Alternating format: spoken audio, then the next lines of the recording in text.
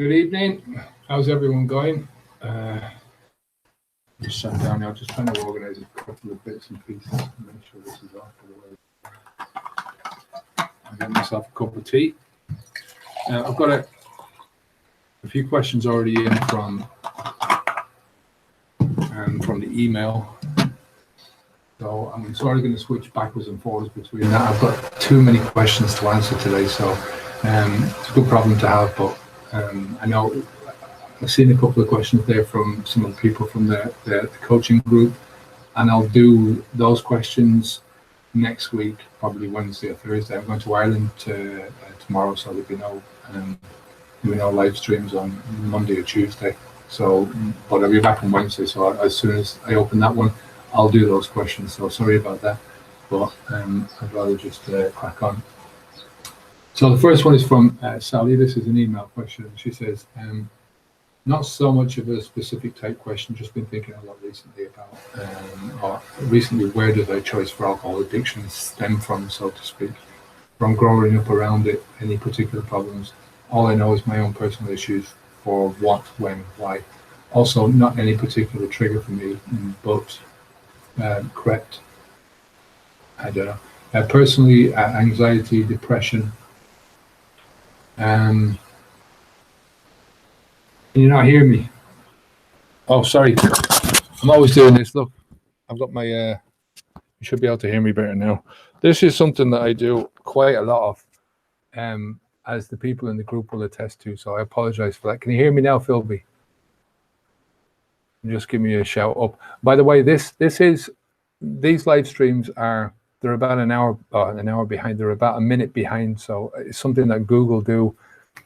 So what you're seeing is something that happened 30 seconds or a minute ago. So, you know, the comments that I see coming up will be sort of 30 seconds behind when you put them in. So I hope you can hear me now.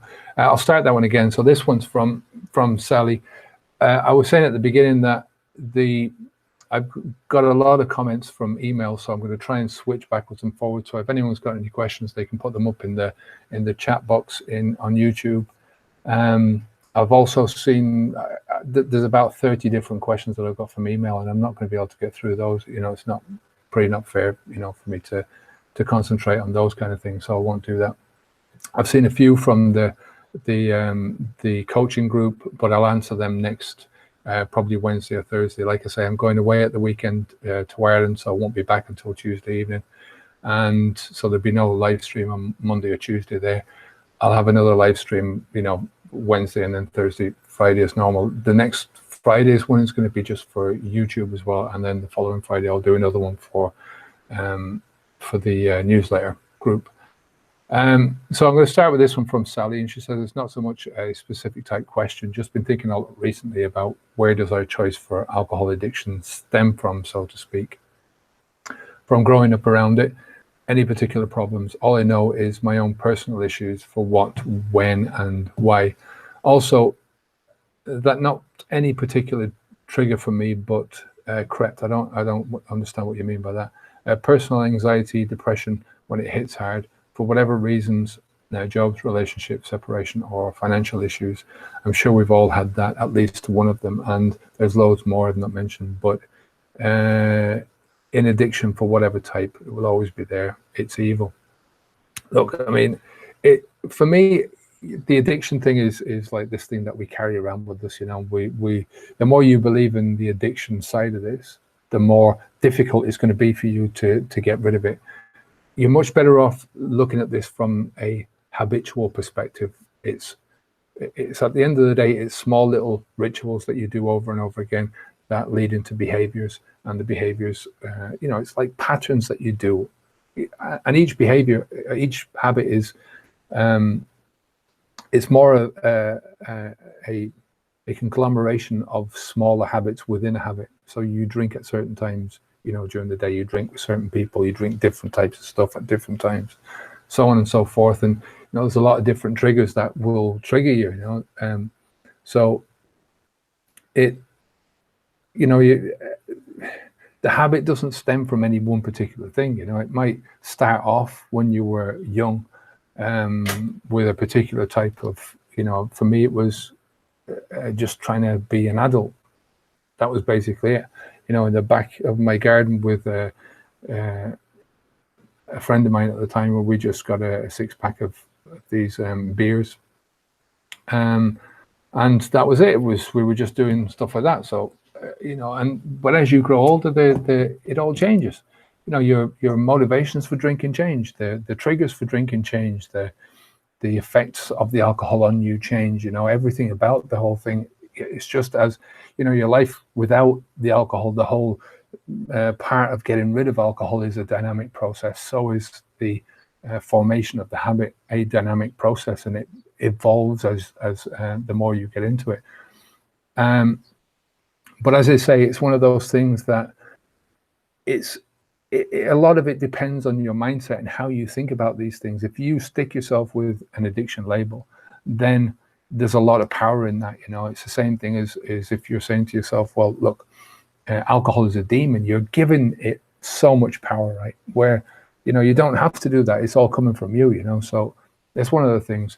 I've got no questions yet up on the chat screen on YouTube. So if you've got any questions, put them up on YouTube, and I'll continue on with the email questions for now. Paula says, I'm continuously trying to quit and get away from my daily reliance on alcohol. Since joining your group, I have regretfully stopped drinking the daily glasses of wine I so dearly love, but have switched to vodka, not as much volume, and I've read that it can be quite antiseptic. True? No? I don't like strong liquor. I am truly a wine lover. I have to have something when I come home for this empty house. I'm very fearful of hard liquor, but some days still overdue. Please tell me what are the benefits and risks of vodka versus Cabernet. I can't do that. I mean, this is all alcohol related. There's no difference between the alcohol in vodka and Cabernet. It's just stronger, isn't it? You know, your Cabernet is just going to give you. I mean, what is your Cabernet at the end of the day? It's a fancy label for rotting grape juice, and you put this rotting grape juice in your body, right? No matter what you call it, it's still going to do you the damage. It's still going to rot your liver, your kidneys, your heart, your brain. It's still going to do the shit to you. So, you know, your love for the Cabernet, I'm sorry to tell you, is one of those things that is going to be your undoing. I mean, and you know, strong liquor or non-strong liquor, right? This is something that you've got to. I don't deal with that. I don't deal with moderation. I don't think moderation works. I think it's still, you know, it's moderating for what, you know, you're still putting the crap inside your body, you know. Daryl, how you doing? Montreal, how's it going? I hope you're well over there. How's the weather? So I have another one. I'm just gonna blow my nose. I've been running around all day and staring at this screen, so my eyes are a bit weird. Excuse me. I was drinking 3 to 4 bottles of wine per day, says Philby 66. Yeah, it's not a good thing. The weather's good, says Daryl, but I dreamt of drinking wine last night.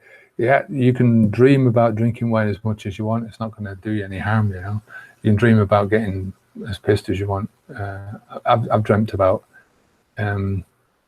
drinking, you know, and when I've woken up, I've thought, I felt really bad about it, you know, but then it's like it's a dream, you know. The whole idea is not to get rid of alcohol from your dreams. It's about getting rid of alcohol from your reality and from your body and stuff. So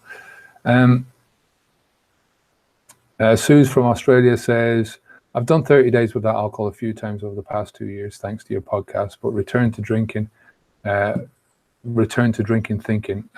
I can quit anytime. Now each time I plan to stop, I'm finding it harder to quit. So just wondering how I can adjust my mindset and start to plan for quitting for good, especially now I know how sweet life is without poisoning myself. I think that's one of the things is, I mean, I advise is to try and get people to just to take things in those 30-day chunks. And one of the problems with that is somebody will look at it as a block of time, and then once they get after the 30 days, they feel like they've done their time now, and now it's time to celebrate or to congratulate themselves. What you need to do is, as you're going through this 30-day process, you go through the 30 days and you get to day 24, 25, and then you start to think about the next 30 days. And that way you're getting continuation. So you get to day 54, 55, and you start thinking about the next 30 days, and you continue to do that. That's one of the best ways of doing it, is, just stick to the 30 days and stick to that sort of a mindset. By the time you get out and you're in the realm of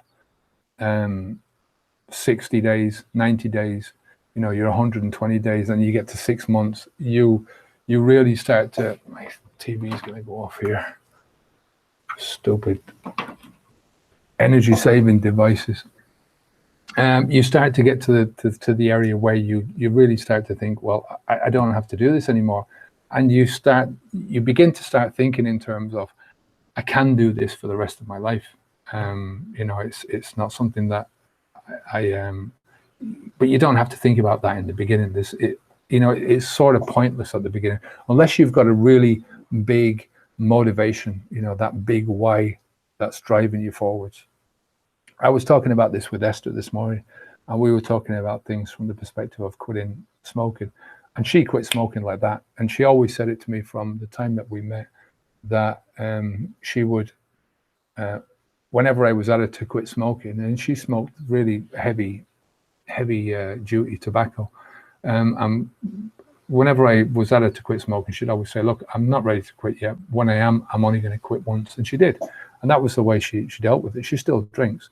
But we were talking about it from that perspective of, when I quit smoking, I quit over and over and over again, and over and over and over again. I went back on it. And it wasn't anything to do with the cigarettes. It was my mindset that put the barriers in front of me every time, because every time I quit or tried to quit, I had all these negative experiences.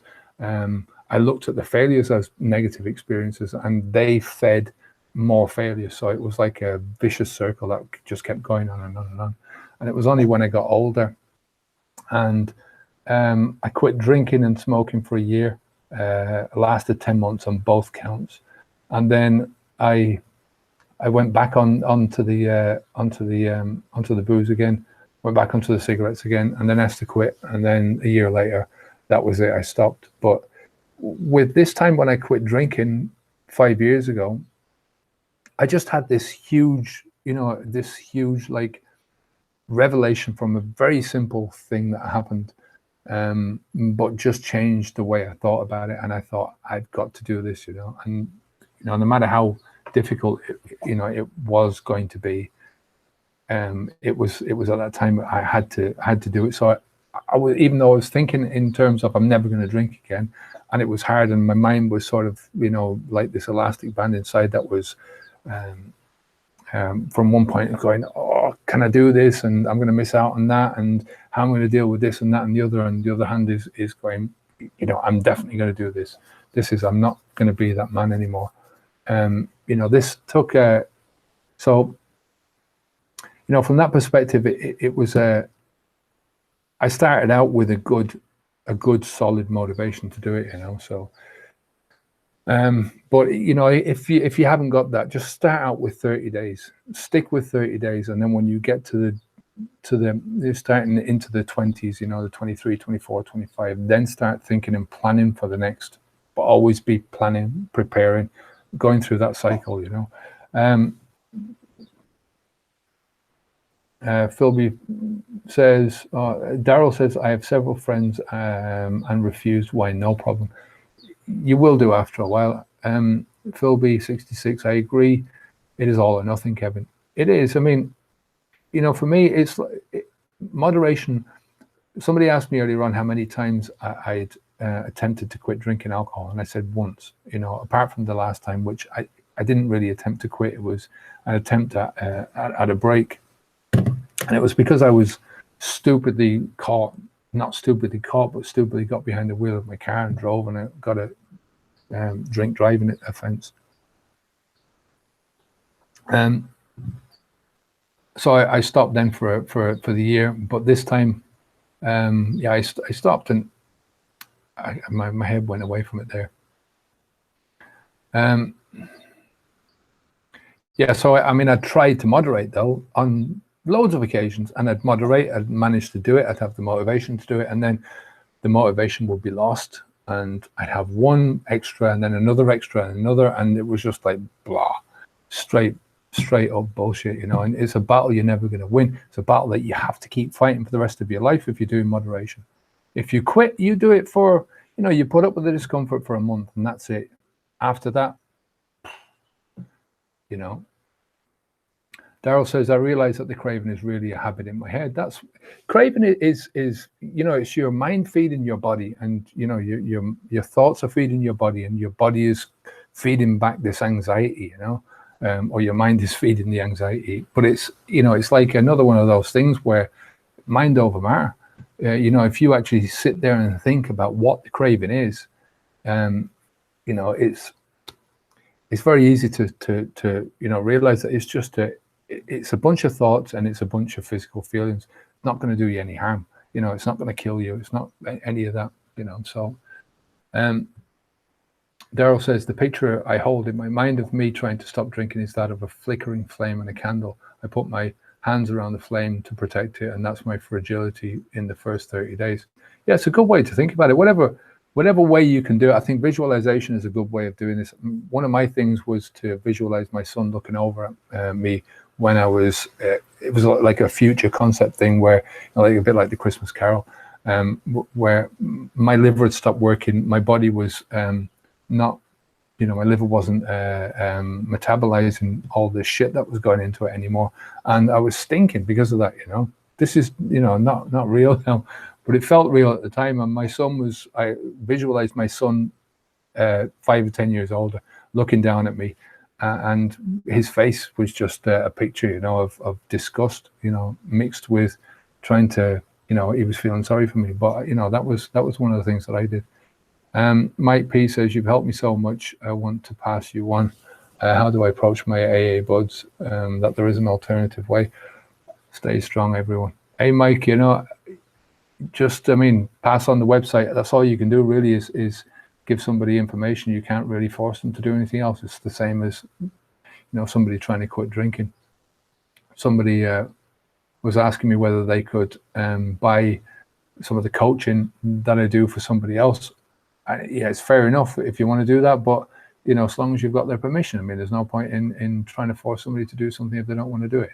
Philby66 says, I started sending drunken emails. Yeah, we've all done that. Email cojones. What? And that was to the managers after I'd lost my job in the oil industry. Oh, that's sore, eh? He said, my job loss was nothing to do with my drinking, just the downturn in the industry. But after 1.5 liter bottles of vodka, I thought it was a good idea at the time. I have no off button when I was drinking. That's one of the problems that a lot of people do is either, I mean, texting makes it just easier to do that kind of thing, don't it, you know? You know, to send a text and you don't even remember you've sent it until the next day, until you get the repercussions the next day. I've done that quite a few times. More stuff that I've said to people face to face, and you have a vague idea that you said it the next day, but you think, oh shit. That's, you know, all that kind of stuff is just, I'm so glad it's gone out of my life. It's just not, it's unreal. Mark M says, the marketing in the States is horrible with the alcohol. It's non-stop. How do you deal with it in your face 24/7?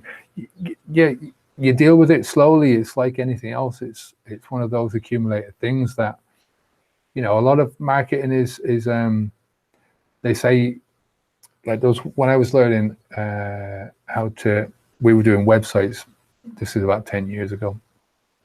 And we were doing sort of posting advertising on different websites, and people said that link advertising was a lot better when you put it into the post itself, because people were they were blind to the you know, the picture advertising on the side and on the top and all that kind of stuff. But, you know, even though you might not consciously see it, it still goes into your subconscious mind, you know, all that advertising. I don't watch TV most of the time now, so I don't see it on the TV. I see it on billboards, but again, it's something that you just get used to. There's nothing you can do about it. You've a couple of different levels of control. You've your own personal control of what you can do. That you're completely in control of your environment, your office, your car, all those kind of things. That they're your environment, and you can affect how alcohol messages come into that. You turn the radio off, you turn the TV off, and that kind of thing. It depends what kind of magazines you read, but there's certain elements that you've got very little control over, like advertising in the street, but you can avoid, like driving by the pubs, and you can avoid, there's certain things that you can do to avoid these things, especially in the beginning. And then there's stuff that you just got no control over, which is like driving down the motorway and you see a billboard in the distance and you just can't avoid it. What can you do about that?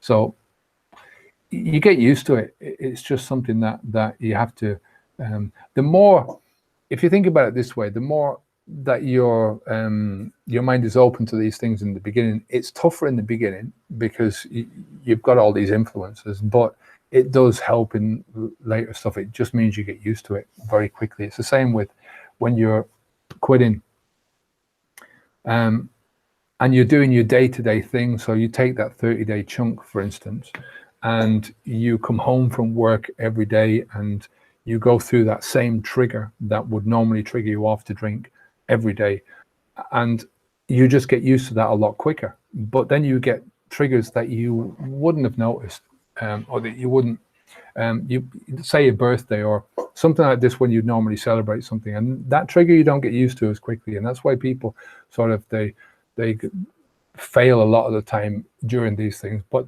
that's just all about bad planning. You have to plan these things, in advance, and just have little. It doesn't take much to set your mind on the right track. If you go in there unprepared, it's the same as they're saying, prepare to fail. So Philby66 says, yeah, my son was there. I was aware.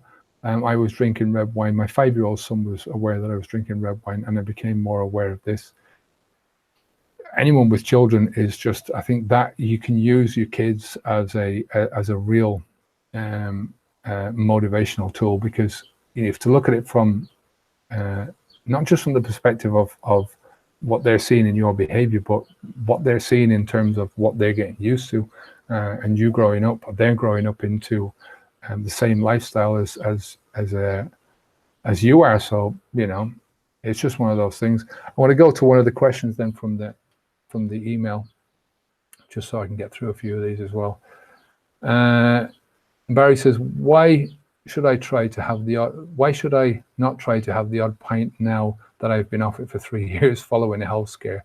The decent weather and the holidays makes it really tough to fight it off. Would really enjoy it, and I've always loved the pub banter.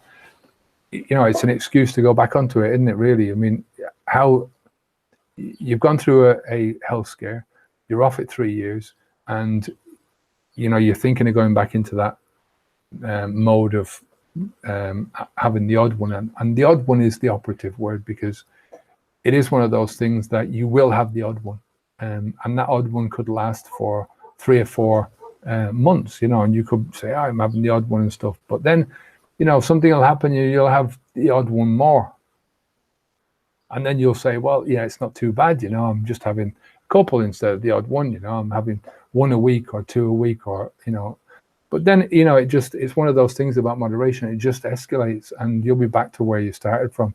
And the health scares don't get more scarce the older you get and the more you drink. They get more prevalent. So think about it from the perspective of any health scares you're getting now.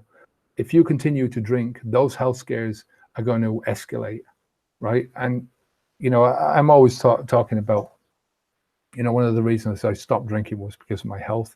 And then I really started to look into the food that I was eating because of my health. I started looking into my levels of exercise, again, because of my health. And it's just one of those things that, one thing leads to another. And people say, well, are you, having an extra few years is not is not going to make any difference. We're all going to die at the end of the day.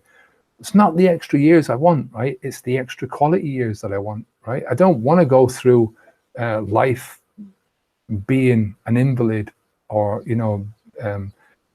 having shit wrong with me, right, because of the stuff that I've done to myself. 80% of the people that are in hospital nowadays are there because of lifestyle choices that they've made, and I don't intend to be one of those people. You can't help some of the stuff that happens to you and lands you up in hospital, but there's so many things that we do to ourselves that can be helped, and it's up to us not to do that. It's up to you. If you want to do that, that's fine. Annette Robb says, day 13, feel great. Fair play to you. Sleeping well and anxiety gone. Thanks for all you share, Kevin. Your videos are a positive and powerful motivational reminder for me. That's the point. I mean, hopefully, that's what they're there for. I'm glad that they're doing that. When I started out this journey, I never thought that that people would send messages like that, but I'm really glad that I do. I get embarrassed by them, but I'm very grateful for them as well at the same time. Another one from the email from Thomas. This was a long email, Thomas, so I'm not going to read out the whole thing. Thomas is 24. He's a student, lives on university campus. And he says, whenever I'm out, I look around as I drink alcohol and know deep down I'm not missing out on anything really. But the habitual behavior and peer pressure from other people to go out can be difficult to deal with. The definition of fun for most people I know here is to go out and get hammered, but I know it's damaging me physically and mentally. I have been drinking for about 6 years in total, but now I can see how alcohol in general is causing a detrimental impact on my life. Could you possibly propose any ideas to get past this? The first thing is just to keep the alcohol out. Don't put the alcohol in, and that's the start. Then everything else is about changing just the way you're looking at having fun. And I know there is a lot of peer pressure, and I feel sorry for you at your age. It's especially if you're in that kind of environment. There's a lot of pressure on you to be a man, and all that bullshit. But it is all about trying to find alternatives, and it's difficult to do it because it's an active thing that you have to do over and over. You have to do it in various different areas of your life, but it's well worth it. But the first thing is to keep the alcohol out of your mouth, and then you're a young man, and as you say, 6 years. I was drinking for over 30 years, and I wish to God that I'd stopped drinking when I was your age, but I didn't. And there's nothing I can do about it now, but there's a lot you can do about it. So look, Thomas, get it out of yourself. I only want to become the best version of myself, says Thomas, and push past this so I can create a positive future for myself, as I know my drinking habit is getting worse. You have it all in that sentence. You know what's going wrong, and you know where you want to go to. So you have the answer there. Phil B66 says, every embarrassing, stupid thing I've ever done in my life I can attribute to drinking alcohol. Me too. Yeah, I mean, no, not everything. I mean, I still do embarrassing things. It's just a fact, I think, of being a human, or of being me, maybe. But I do stupid things still. But every injury I've ever caused to myself, without a shadow of a doubt, has been caused by alcohol, mostly. I've done little bits and pieces, but most of the injuries I've had, alcohol. SS Nabel, how long does it take for the brain to heal? How long is a piece of string? When will I find joy in everyday small things like a good tune or a beautiful sunset again? When did you realize you were going to be okay? Yeah, nice question. It's one of those things. I think your brain starts to, your body in general just starts to heal straight away. As soon as the flow stops, then everything else starts to come out, and everything else starts to recuperate. Your body does a good job of that. It's not just the liver that can regenerate itself. Once you stop the flow, everything else seems to get better, very quickly. So stuff like, I presume what you mean by enjoying a good tune and the beautiful sunsets, and is that you've got a conflict. On the one hand, you still want the life where you're drinking, and on the other hand, you want to get away from drinking. And that's a conflict that's got to resolve itself, but it's got to be worked by you, you know, in order to, I always say you have to put as many roadblocks behind you as you can, right, and close as many doors to you going backwards as you can, and open as many doors and put as many take as many roadblocks away from your forward progress as you can, you know. Think about the future, break those long-term goals down into shorter-term goals, and then just aim towards that step by step slowly. That's the only way you're going to do it, and eventually it will come about, you know. It will come about, whatever it is that you're looking for. Excuse me, I'm losing my voice. I've been doing this all week now. I'm better than I was last week. I did 5 of these last week, and that was a killer. I could hardly talk all weekend. Daryl Bambic says, I was shocked to realize that the wine was actually creating my anxiety. I drank to reduce it, but created a vicious circle. It's right. I mean, people drink and they think, well, I'm relaxing, I'm reducing the anxiety, and, you know, getting rid of the stress. But just think about what you're thinking here, right? It's when you put alcohol inside your body, you look at it as a relaxant or a de-stressor. Your body looks at it like a toxin, and as soon as you put the toxin inside your body, it goes into overdrive and it starts, you know, trying to get rid of the stuff. So it's like all the alarm bells are ringing inside. So how is it relaxing you? You know, I mean, nobody ever sleeps a good sleep when they've got alcohol inside their body.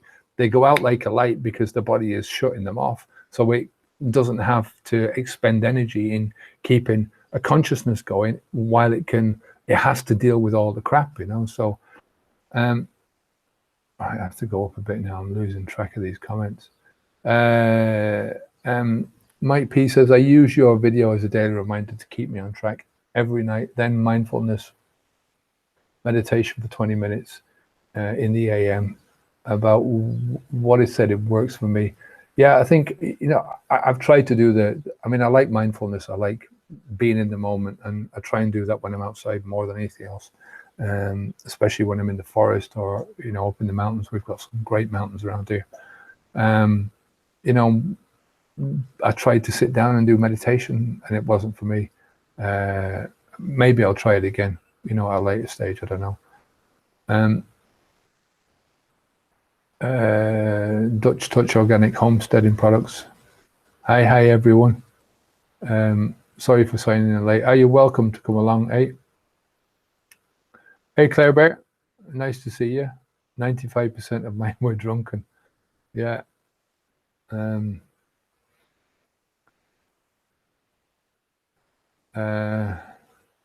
going back to the doctor today. I can't get my blood pressure under control no matter how many meds I take. A lot of the blood pressure is down to the food that you're eating as well. So, you know, how long does it take to get back to normal?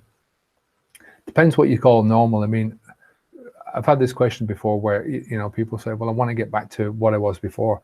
I started drinking when I was, you know, in my teens, and I definitely don't want to go back to that, you know. I want to go to something that's better, you know, and that's what my life has been. I've had the best period of my life. I've had some great times in my life, right? Great events and moments, like the birth of my son and the birth of my granddaughter. That happened when I was sober, by the way.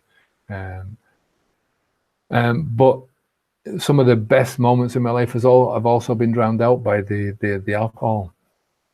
So getting back to something that you were before, what's normality? You know, I mean, that's what you have to figure out nowadays for yourself is where you want to be in yourself. And I think once you get the alcohol out, you've got the opportunity of creating a life that you really want, you know, and a life that is doesn't require any instant gratification buzzes from the outside, because you're getting all the buzz you need from the inside. I know it sounds corny, but that's the way it is, you know. Samuel Greco says, hey Kevin, I've been a steady habitual drinker for 30 years. Thanks to you and Alcohol Mastery, I've been alcohol free for 2 months. Fair play to you. I stumbled upon your podcast when I was in search of something motivational. It was just by chance. I've heard all your audiobooks since. Cool. Daryl Van Beek says 10% happier by Dan Harris helps me in mindfulness training. I like Dan Harris. It's a good book. That wasn't Dan Harris. He was a news anchor in the States. I've read a load of books recently about mindfulness. One of my favorite subjects now. All right, I'm going to go back to another couple of questions from the email. Stefan says, my question is how to handle the social parts and the boredom. I can manage without alcohol for weeks or months, but then after a while I feel socially isolated. I'm a little reserved or shy or bored. And that's when I drink again, despite having decided not to. Have you got similar experiences? How do you deal with these things? I started drinking. One of the big reasons I started drinking was because I felt that kind of social isolation. I felt shyness. I was incredibly shy when I was a young man. 17 and 18, I was just terrified of girls, especially, and hence going out and getting the alcohol, because the alcohol sort of reduced it. But when you think about it, it's like, what is it? What is it? It's like a Jekyll and Hyde thing. You start out with this as this gentleman. I did anyway. And then you take a few drinks and you turn into this fucking Hyde fella, It was like, some of the stuff that I've said and done when I was under the influence is just, like saying earlier on. So,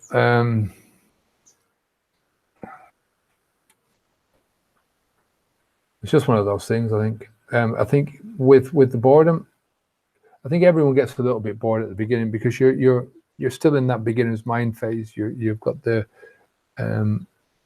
you've got a drinker's mind where you're used to doing a certain amount of things, and your body loves to go on a just like a cruise of subconscious habitual doing things without you thinking about it.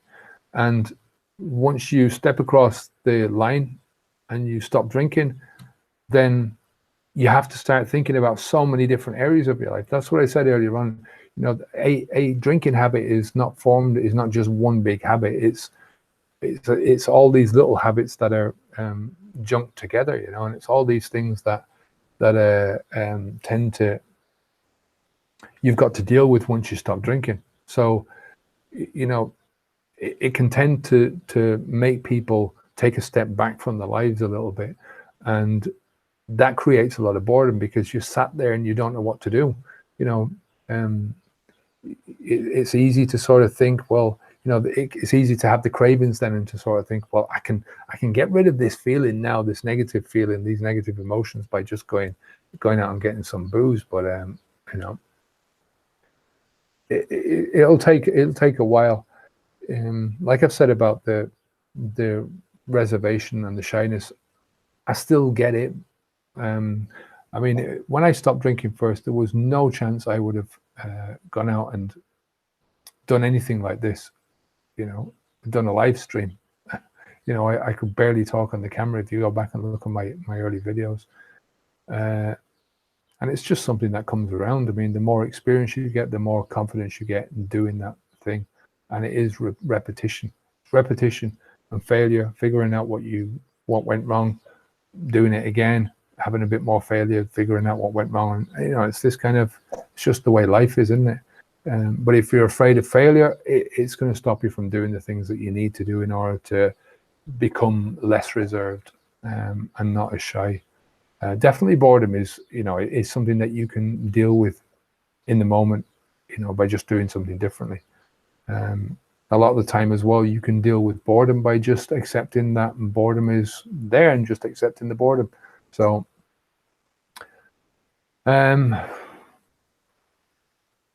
Phil B66 says, yes, I lost my job in the oil industry 3.5 years ago. Talk about being bored, which led to more drinking through boredom.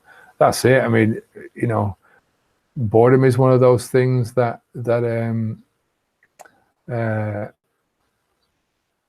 you get more of when you're drunk. You just don't notice it. I mean, when I was drinking, I used to go into the same bar, sitting in the same place, talking to the same people, spouting off the same shite day after day after day, you know, or I'd be sat at home watching the same TV programs, just trying to, you know, get away from whatever. And, you know, it's Claire says I got bored of hangovers. I know what you mean.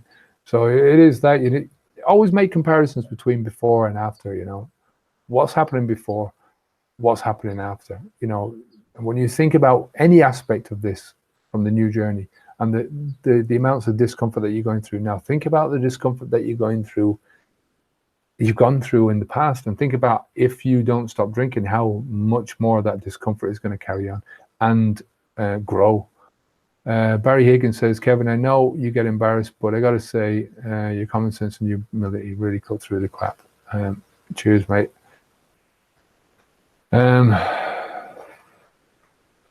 Dutch Touch says, I asked my boyfriend today, aren't I boring now?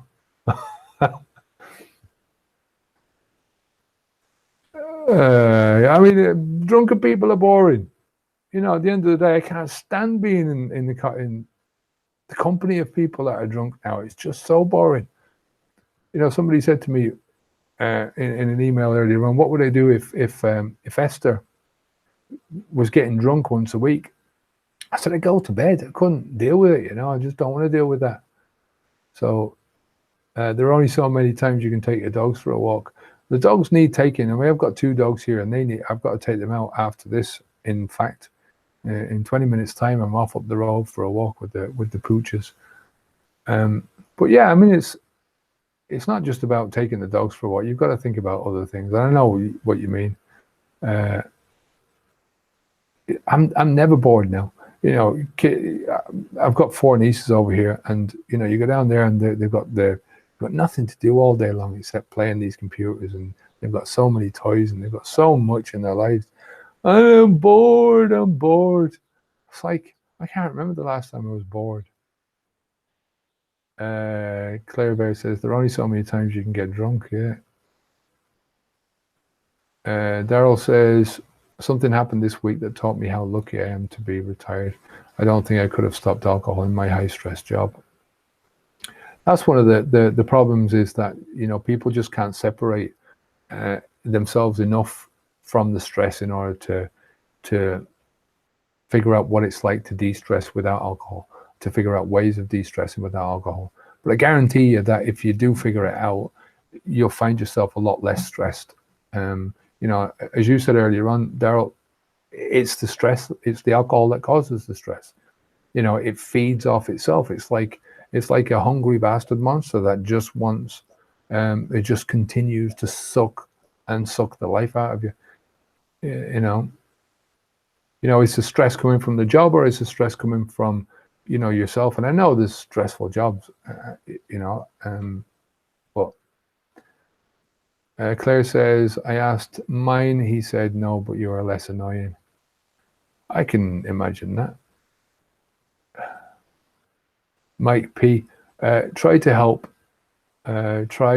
Mindfulness equals take a drink, take 20 minutes to really feel, wow, this is good, before another one.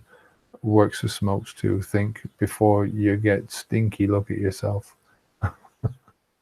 Yeah, that's what I'm doing. I mean, part of this, I'm doing this preparation course, and part of that is about, part of that preparation is really trying to get people not to quit straight away, but to sort of taper down their alcohol use. And I think it's a much better way of doing it from the perspective of, you know, when you can plan something out in a certain perspective, you can take the drink and you can think about it and think what it tastes like and think what it smells like and think what it's doing to you, you know, every time you take a drink. But at the same time, you're gradually reducing it, and you're working all these other mindset ideas into your brain. So hopefully this all works if we can get it together. Claire says, I'm the opposite now. I don't know how the hell I did my job with a hangover. That's exactly the same thing with me. I mean, I've been self-employed since, with the odd stint working for other people, since I was in my early 20s. And it's always been one step forwards, two steps back, and the progress I could have made, you know, I know it's coulda, shoulda, woulda, but you know, the progress I could have made is enormous compared to what I was doing. You know, the amount of money that I've lost because of hangovers, the amount of money I've lost because just not really giving a shit about most things when you're in that frame of mind. Go to another question from the email before we close this down. Stefan says, my question is how to handle the social parts and the boredom. I think we covered that earlier on. I can manage without alcohol for weeks or months, but then after a while I feel socially isolated. Did I read this one before? I did. I've already gone through that one. Sorry, Stefan. Frank, would you recommend CBD in any circumstances? Do you think CBD is okay where this is cannabis oil, is it? CBD, what is that? What's CBD? CBD. Cannabis oil. Oh yeah, but this, I think that's a con, to be honest with you.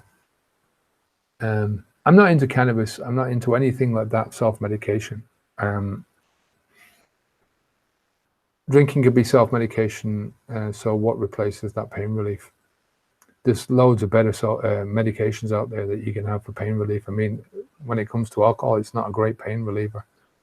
I'm not telling anyone not to. I can only speak ever from my own perspective and say that I'm never putting any. I hardly take a pill now. I take pills.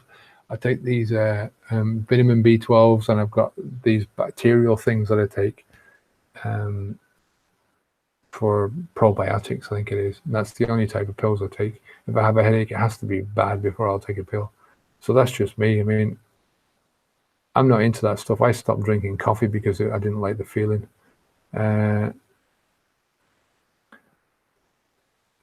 Claire says, same. I try not to dwell on it, but it's definitely held me back in any form of career. Yeah, there's nothing you can do about the past, is there? You know, but you know, the only thing that you can do is now in the present and work at working on your future. Mark M says, my wife didn't drink Monday through Thursday this week. She has been a daily drinker for 3 years. And just give you people with significant others drinking. Stop for yourself, but it may rub off. I think that's the only way that you can do it with your partner. We were saying this in the coaching forum the other day about trying to help a partner who's got a significant health problem now because of their smoking to stop smoking. You know, and it's just something that you cannot. It's very difficult to help other people if they don't want to be helped until they want to be helped. And the best way that you can help is by doing it yourself and being that role model, showing what a difference not putting this stuff into your body is making for you and your life in general. So Daryl says, my brain has natural pain relievers. I put on my walking shoes and I use to run. Trust your brain to do it naturally. That's it. There's endorphins in your brain, which are natural pain relievers. I mean, your brain is pretty shit hot when it comes to delivering the things that you want. I mean, we want it in big chunks. That's the problem with modern society, is we want the pain relief or whatever it is, you know, the buzzes in large amounts, and that's the killer. You know, we're already getting the buzzes in small amounts. You know, when you're drinking, though, it does something to your brain that just shuts off, you know, the good stuff that your brain is naturally producing. You know, I feel much happier in myself than I've ever done in my life before, you know, since I was a kid, because of the booze. Drinking alcohol to relieve pain is one of the most counterproductive things I've ever heard of in my life. That's right, Claire. Do you know of any natural highs, says SS Nabel? I was just showing this to her. Look, watch this. Showing this on the forum the other day. I'll put this back on, because otherwise I won't be able to talk now. This is a book called Highs. It's got nothing to do with me. I bought this from, it was from a library, Halifax Regional Library in Nova Scotia. And I got it from a place called Better World Books. $5, I think it was. And it's highs over 150 ways to really feel really, really good without alcohol or other drugs. There's no price on it. Like I said, I paid $5 for it, and it's got so much like different information in here, just different. I mean, it's all common stuff, right? But it's all common stuff in a book. Goes on about, I'll show you some of the physical and sensuous highs, social, spiritual, and creative highs. There's all different types of stuff. Serenity highs. You know, I was showing yesterday on the forum this guy, laughter yoga. Have a look at that. This guy is surreal. He's an Indian guy, and he's just got this thing, and he just laughs. Just looking at the guy is funny, you know, and it makes you want to laugh. Mike P, I think from natural highs, are you talking about natural highs in terms of something that you can pop into your mouth, or natural highs that are going to come from the inside out? That's what you should be looking at. Nothing going in, but stuff coming out, stuff that you find inside.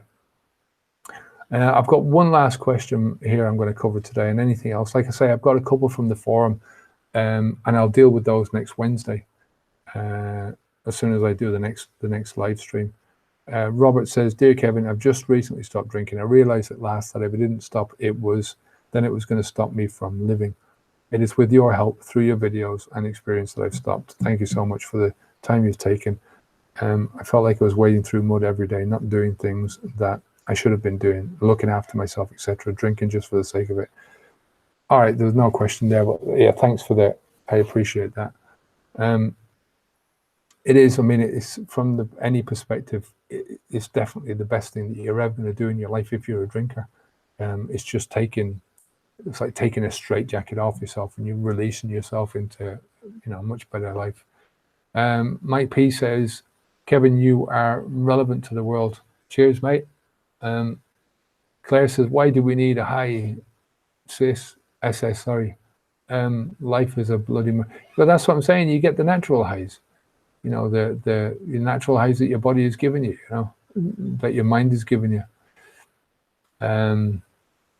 Philby66 says, Food Matters Doc recommends niacin, vitamin B3, I think it is. AA founder used it apparently to treat people. You have flush, red face, and non-flush. The thing about all these things with that, read a book called Whole by T. Colin Campbell. And this guy is talking about, you know, all these kind of things, niacin, B, all the vitamins and minerals and stuff. And he's saying we're living in a world now where they're extracting these nutrients out of their real source, right, which is food. And they're hucksters basically that are trying to say to you, look, take this and this and this, and all these minerals and vitamins, you do need them. You need niacin, you need vitamin B3, you need vitamin B12, you need vitamin D, you need all this kind of stuff. Vitamin C, we've got to get from outside of ourselves, and so on and so forth. But you get it from eating the food that we're eating, you know, from good food, good solid whole foods. What happens when you take the thing out of it? You know, his argument was, if you take an orange, for instance, right, and it's got a lot of vitamin C inside the orange. So if you take the vitamin C out of that and you encapsulate it and you put it into a pill, and you put the pills into a bottle, that's the vitamin C on its own, and that might do something for you. But at the same time, this vitamin C, when it's in its own natural state, is also surrounded by all these other vitamins and nutrients and minerals and phytonutrients, and these are all balanced and working in conjunction with each other. When you put those inside your body, that is the natural state that your body responds to. So, you know, when they say that you need the vitamin C, what your body is saying is it needs the vitamin C as well as all these other things, you know, in combination, and one is possibly working off another. So you need this combination in order for your body to assimilate it, if you like. You know, it's one of the things that I found out about eating greens, that greens produce a poison that if you eat the same greens for a lot of the time, that your body will eventually get an allergic reaction. And it's not after so long, you know, maybe a few weeks of eating, say, spinach, the same type of spinach. And it is to stop animals from eating of the same patch of ground over and over again and coming back to the same patch, that they'll get sick if they do this. So you have to switch the greens that you do, you know, and it's stuff like this that is, you know, I find that amazing, you know, and it's only stuff like that I've learned just because I've started to look into food. You know, before it was just, yeah, it's stuff that I shove into my mouth and it stops the hunger. That was my primary motivation before. Now my primary motivation for any food that I eat is nutrition first and entertainment second. So I think about the nutrition. I've got this app that is it's called the Daily Dozen. It's by a guy called Dr. Michael Greger. You can find him on YouTube. It's whole food stuff, so you know it might not be for a lot of people, but it's really gets down to all the nitty gritty of what you need in terms of protein, carbohydrates, and what's the other one? Fat. Yeah. So it's all these things, and since I've been doing that, I feel great. You know, I felt the best that I've felt in a long time. So Philby66 says, from taking either, I still craved a drink. Claire says, you'll crave a drink no matter what you take until you lose the mental addiction. The physical part is very small. It's a mindset change. That's exactly what it is. I've been stopped 7 months now with the help from Kevin and the forum. Great stuff. But look, I mean, it's just one of those things. From any perspective, if you have to start thinking about not only the things that you're putting into your body in order to feed yourself and protect yourself from a cellular level, you've got to think about the stuff that you're putting out of your body as well, in terms of you know, your thoughts and your energy and all that kind of stuff. And I'm not talking about it in some fucking weird way. I'm talking about it from the perspective of, you know, what you put out in the world yourself is in general what you're gonna get back. You know, if you get what I mean. You know, it's important to think about things in terms of the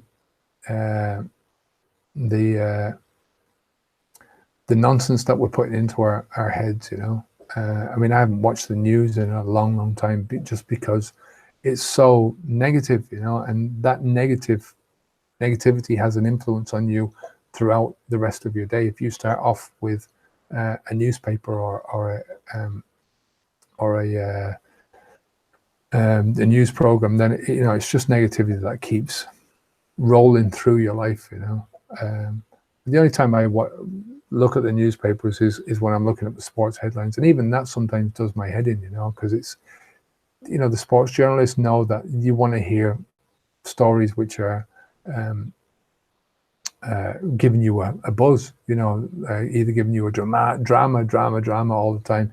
At the moment, you know, in the club that I support, Arsenal, we've just got rid of our manager after 22 years, and now it's just so much drama about who's coming in, and so I've stopped that as well, you know. So I'm going to close it down now. It's just 6 o'clock, so thanks for everyone that came along. I'm sorry I didn't get through some of the emails that I got with you know, through the email, and I'll try and get them through again. I'll do one of these again in 2 weeks' time.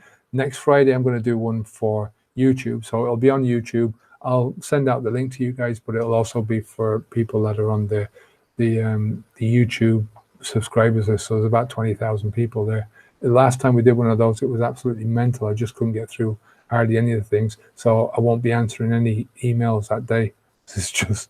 It's berserk. I can't, you know, it's just questions that, you know, quick fire questions. So it was really, I love doing these things. I'll cheers, Daryl. I'll speak to you soon. I'll let you know when the next one is. I say it's going to be in 2 weeks' time, but I'll send you out a notice in the newsletter. So I love you and leave you. Thank you very much for coming. I appreciate all your questions. Otherwise, I'd be just sat here staring into thin air and picking my nose or something like that. So thanks very much. Onwards and upwards to you. Take care of yourself. Take care. Bye now.